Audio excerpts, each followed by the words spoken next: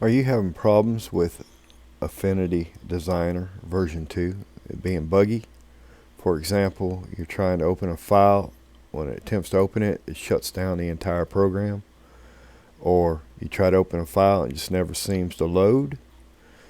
Or the program just crashes, or it's just buggy in some sort of way. Well, I'm going to show you how to fix that. If you'll go to Edit, Settings, Performance, you'll notice here it says Hardware Acceleration, Enable OpenCL Compute Acceleration. Just uncheck that box. And once you uncheck the box, you'll hit your close button. It's going to require a restart. Just go ahead and say OK. It's going to restart. And you'll go look at Settings, Performance. You'll notice Hardware Acceleration is unchecked. And your problem is probably solved. At least 99% of the time your problem will be solved. So, if this has helped you, how about leaving a like, a subscribe, leave a comment, and you have a good day.